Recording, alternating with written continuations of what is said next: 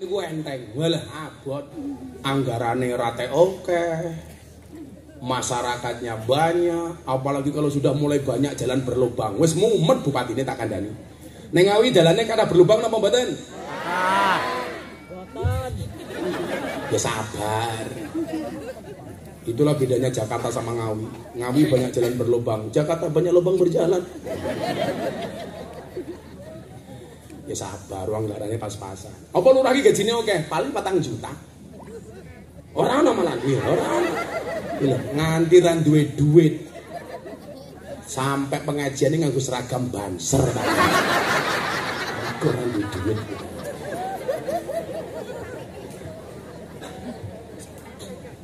Pokoknya kalau nafsu dunianya mulai tumbuh dan besar, berpuasalah. Mengiling-iling. Kalau kita mulai susah untuk menjadi orang baik, seneng mangan, ndang poso. Kemudian yang kedua, bila kamu suka tidur, mulailah bangun dengan tahajud. La nafsu turumu mulai gede, tangyo tahajud. Wa minal laili fatahajjat bi nafilatan lak. Kok saiki nafsu turuku gede yo? Itu sindiran Allah. Supaya kita bangun di malam hari untuk melaksanakan qiyamul lail. Ora kaya ketua panitiane bengi tangi ora tahajud malah mau nunut nguyuh tok. Al-Isra ayat pelore 791.000. Pinter iki ngene. Kono wae nyatek dhek. Pinter ngerti Al-Isra 791. Ya, bapak matamu Gus, bapak. Kayak Pak Bupati. Lah wong sakmene kabeh jimat, kira jenenge jimat ini. Ngerumat jenenge ini, ngeramut. Ngerampok. Menungso niku lak sing paling dituruti nafsunya apa? 1 makan, 2 tidur. Kalau orang hidup yang dituruti hanya nafsu makan dan nafsu tidurnya, berarti rono bedane karo wedhus.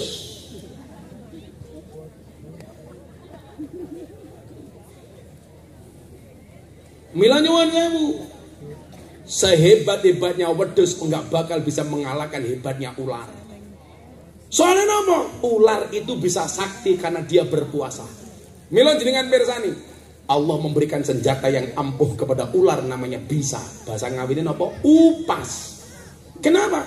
Mergo ular niku nyuwun sewu, makan sekali bisa puasa 1 bulan. Keimangan pisan wareg sebulan dia bertapa. Maka Allah menganugerahkan senjata yang hebat kepada ular namanya bisa.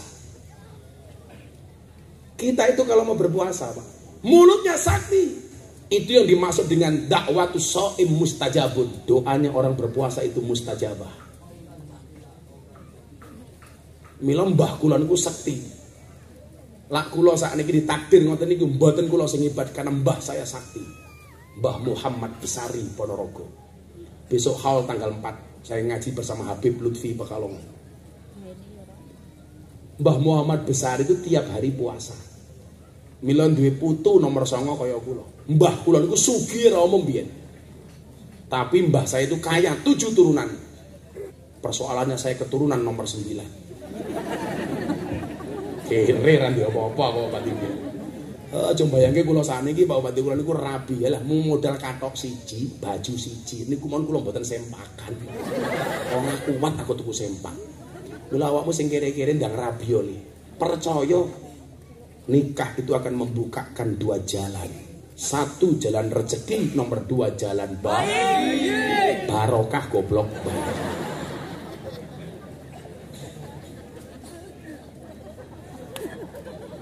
Kalau belum bisa mengalahkan nafsu tidur, nafsu makan, Bu, orang bakal kita jadi orang hebat.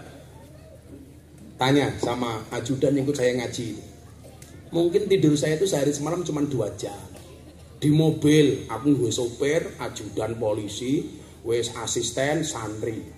Kudune lak sing turu aku wong sing kesel aku. Sing ngecek bocah-bocah. Jadi pengawalku malah ngorok.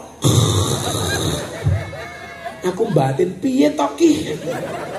Sing dikawal sapa, sing ngawal sapa, sing kesel sapa, sing turu sapa. Saya tuh kalau pengajian Pak Bupati nggak pernah transit karena saya menghindari dan mengurangi makan. Lah sing melu aku mangan. Aku ngaji supirku nguntal mie ayam. Asistenku transit. Wes mana? Kulo niku menghindari. Kulo sedina ngaji 4-5 kali tetep poso. Senajan to lemes. Karena betul Bu, saya tuh pengen mematikan nafsu-nafsu yang berlebih. Kalau hanya persoalan mulut saya nggak bisa menghindari. Bagaimana kemudian Allah akan mengabulkan doa-doa saya?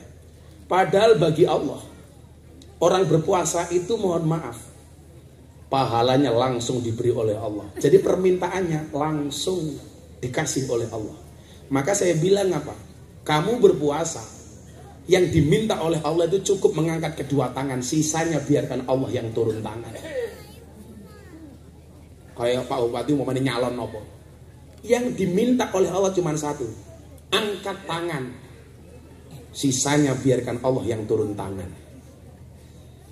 Nyatain apa? Kalau itu yang kita lakukan Bu, Arab dielek-elek kaya ngopo tetap gagah. Coba kanca-kanca Banjar lah ngerti tak Gus itu orang yang paling sering dibully di media sosial. Orang bilang Miftah kena mental, salah, sing kena mental yang bully. Dicaci maki tetap gagah. Saya bilang Gus, kenapa Gus Miftah sering dibicarakan orang? Jelas aku terkenal. Saya ngomong ke lurahe sapa? Follower mung 3. Sabar Pak Lurah, sabar. Nomor 3. Bila kamu sudah mulai suka harta, mulailah banyak beramal dan bersedekah. Kok hati mulai sih dipikir mau duit terus, itu berarti tanda-tanda kamu diminta untuk mengeluarkan hartamu. Bila kamu sudah mulai suka tidur, tanda-tanda kamu diminta oleh Allah untuk segera tahajud. Bila kamu sudah mulai senang makan, itu tanda-tanda Allah perintah kamu untuk puasa. Bila kamu suka dengan harta, itu tanda-tanda Allah perintahkan kepada kamu untuk banyak bersedekah. Maka mohon maaf, Pak Bupati, saya, Pak Lurah, semuanya berpotensi jadi wali. Karena walinya Allah paling banyak bukan karena berangkat dari banyaknya ibadah, tapi karena banyaknya sedekah. Mila sak meneh mbane niku nuwun sewu sing berpotensi dadi wali kula. Sing ngetokke duit aku kok. Dan sekarang lowongan jadi wali itu besar Pak Bupati. Kenapa? Karena nggak ada yang nyalon jadi wali. Sibuk nyalon DPR, sibuk nyalon jadi caleg, jadi lurah, jadi bupati. Lowongan jadi wali ini Gusti Allah itu terbuka lebar. Nggak ada saingan. Kenapa? Karena sekarang sibuk nyalon DPR. Makanya saya nggak mau nyalon DPR. Minimal saya sekarang sudah menjadi wali murid. Saya bilang, saya itu nggak pengen jadi menteri, nggak pengen jadi pejabat, cuman pengen omongan saya didengar sama pejabat. Betul Bu? Pak DPR tak dongake jenengan dadi kok. Jadi lah kalau cangkemku elek iku, men kelakuanmu pejabat ya apik tenan. Bu? Bu? Cangkem Gus Miftah elek napa apik? Elek. Sapa sing ngomong elek iki Mas?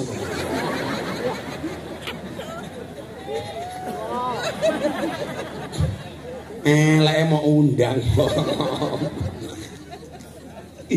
Ketingan. Wetengmu iki lho. Kula niku lak ngomong karo pejabat niku pahit, tapi sebagai obat. Loh, saya kalau ngaji di hadapan DPR, ngaji di hadapan menteri di Jakarta, saya besok malam diundang sama siapa? Kementerian Investasi Pak Bahlil. Saya bilang sama pejabat itu ngundang Gus Miftah, kontribusi Gus Miftah, kritik. Kalau nggak mau dikritik, jangan ngundang Gus Miftah. Oh, gagah. Nah, supaya api, nonton loh. Rasa ngatur-ngatur, saya pernah Pak. Dulu awal-awal saya diundang sama presiden itu protokol itu banyak ngatur-ngatur saya. Nggak boleh ngomong begini, nggak boleh ngomong begini, nggak boleh ngomong begini. Akhirnya saya jengkel. Mas protokol, kalau yang pintar kamu, yang disuruh ceramah itu kamu, bukan saya. Meneng. Lah aku iso bedake kok ngaji karo presiden, ngaji karo lonte. Ku yo beda. Bahasane yo beda. Nggih mboten? Kula ngaji ning Ngawi karo ngaji teng pundi? Ning Taiwan. Yo beda. Lah saiki undang ge kakek ngatur. Kula ki paling ra seneng kalau diundang pengajian sama pejabat ngatur-ngatur. Nanti enggak boleh begini, tolong ngomong begini. Wis golek kiai liya. Ora usah ngundang Gus Miftah. Wong kula nggih ngerti dia dosise kok. Oh, segini. Podo-podo dalile bertemu dengan orang yang berbeda, maka tafsirnya juga berbeda. Mila ora usah kakean ngatur kiai. Kudune kiai ki ngatur kok malah diatur. Atur. Wis murah dinyang ngatur.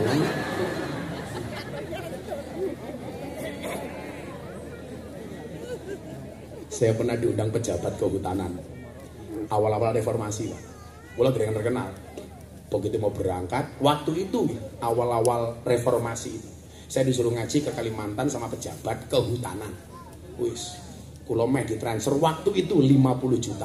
Mau berangkat di telepon, Gus, tolong nanti jangan nyinggung kerusakan hutan yang ada di Kalimantan. Bla bla bla bla bla bla bla.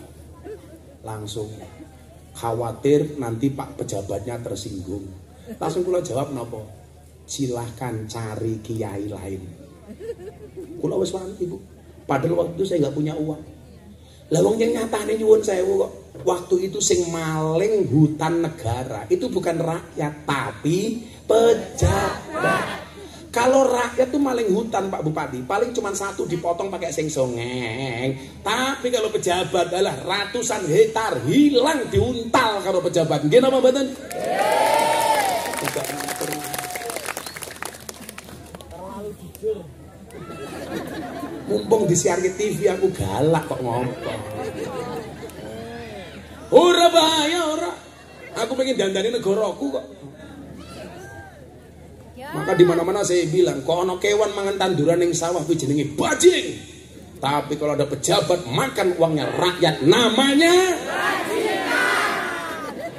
Bagus.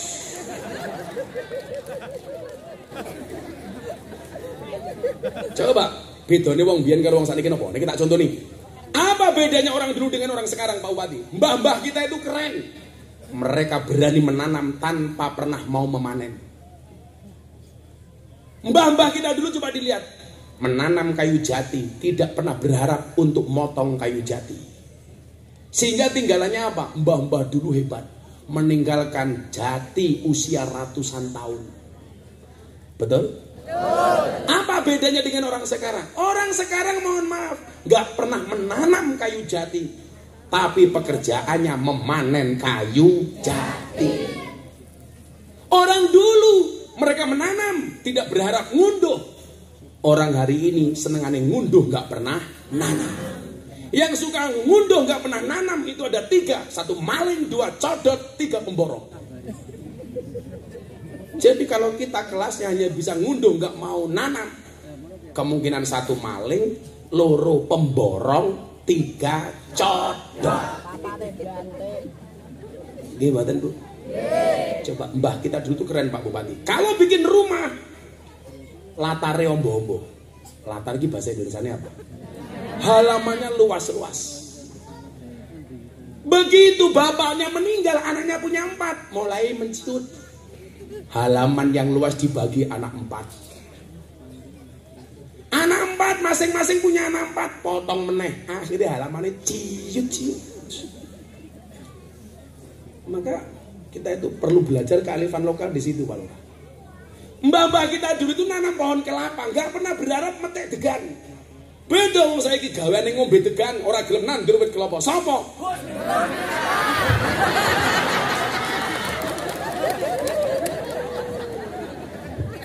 Kurang ngepek ya, rupane cah iki lho sing ngepek.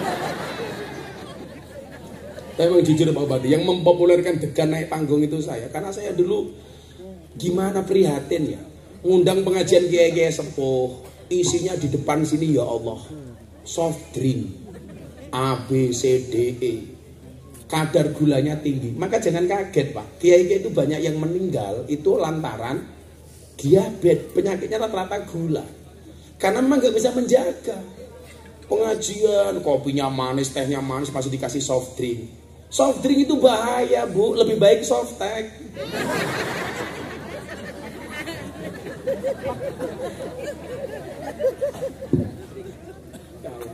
Kamu tadi minta apa? Minta amal. Jamaah minta amal gitu. Kamu bisik-bisik aku, apa ora? Apa ora usah ya? Wis ora usah kowe. Ngomong isin, mau bisik-bisik rupamu. Yes. Rawani ngatur. Apik. Jos. Nyoba tambahin 100 rawani ngatur.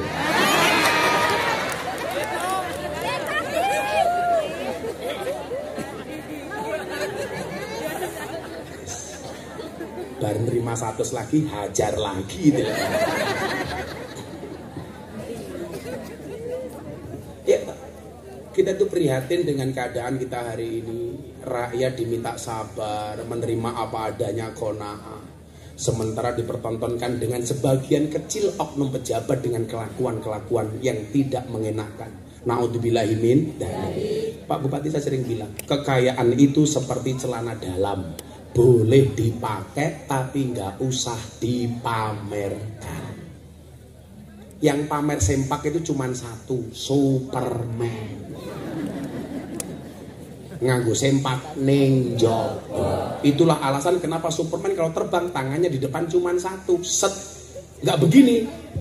Kenapa tangannya begini? Karena yang satu nyekel sempak.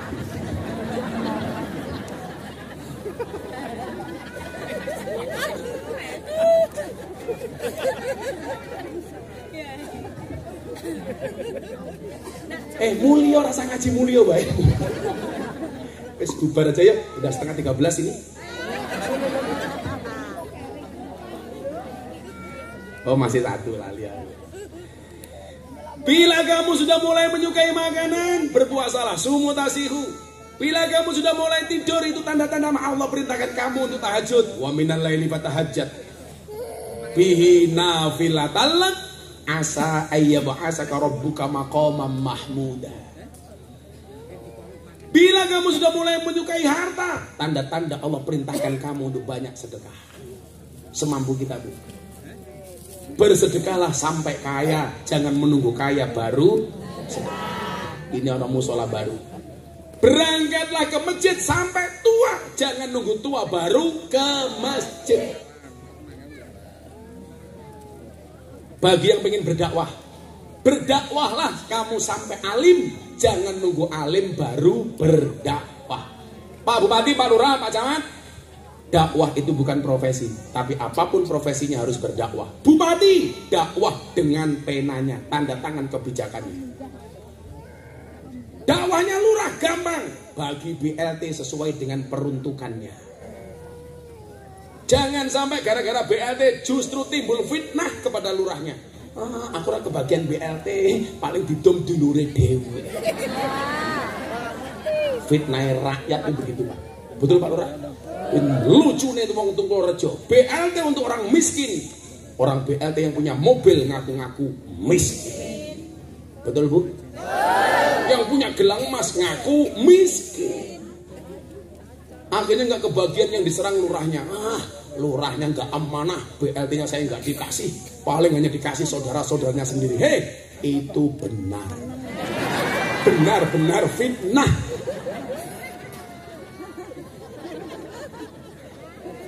Sabar Pak Lurah, sabar. Margamu ya Pak Lurah. Ya mbok kalau ada BLT itu coba ada bahasa begini, mentalnya orang kaya. Saya nggak pantas menerima. Kenapa? Masih banyak orang lain yang berhak untuk menerima, betul? Saya itu kadang-kadang heran kalau saya posting di medsos, saya sedang memberi orang sedekah di mana-mana. Komentarnya apa? Gus, mbok saya sekalian dibagi. Saya kapan? Ini mindset miskin. Harusnya apa? Kalau ada orang berbagi, kamu komen. Ya Allah, anugerahkanlah saya supaya menjadi orang yang bisa berbagi. Kan kita enggak. Kalau ada orang berbagi malah takon tanya. Aku kok belum dikasih, Gus? Mental kiri. Aku ngasih jimat bapak-bapak di sini. Gus, aku yang jaluk jimat. Kere. Boleh kita miskin harta, tapi mental kita harus kaya. Kakak. Kayak aku wele cah hadroh. Ngelamar. Hadroh apaan? Modalnya cuma sarung. Kamu jawab sama mertuamu, Pak, jangan lihat sarung saya, tapi lihat ilmunya, goblok kok dalamnya.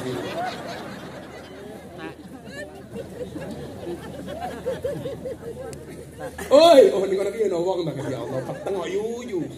Ning ngisor pelem pisan. Hai. Insyaallah warganya Pak Bupati semangat deh. Itu pakai tiker enggak? Oh, enggak.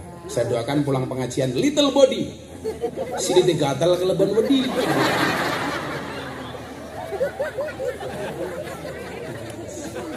Pak Bupati mikir, cah kentir kayak gini kok viral ya.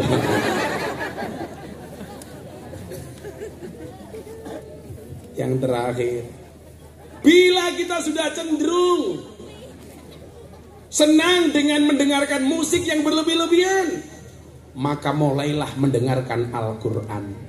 Aku ngandani Deni Caknan, orang viral itu gak akan selamanya. Saya bilang, posisi kamu seperti ini itu ya saya Abah berdoa. Deni manggil saya Abah. Abah berdoa kamu bisa bertahan lama. Tapi ingat harus kamu imbangi dengan kebaikan-kebaikan. Jangan gara-gara kamu bermusik kamu melupakan Al-Quran. Artinya apa sebenarnya pengen saya sampaikan? Hidup itu butuh keseimbangan. Yo oleh nyanyi tapi ojo lali ngaji. Yo oleh mangan tapi ojo lali poso. Yo oleh turu tapi ojo lali tahajud. Kan sesederhana itu. Kalau itu kita lakukan, itulah yang dimaksud dengan keseimbangan. Fid dunya hasanah wa fil akhirati hasanah wa qina adzabannar. Dunyane selamat, akhiratnya selamat. Insya Allah kita dijauhkan dari api neraka. Amin Allahumma amin. Saben malam Jumat ahli kubur mulih nang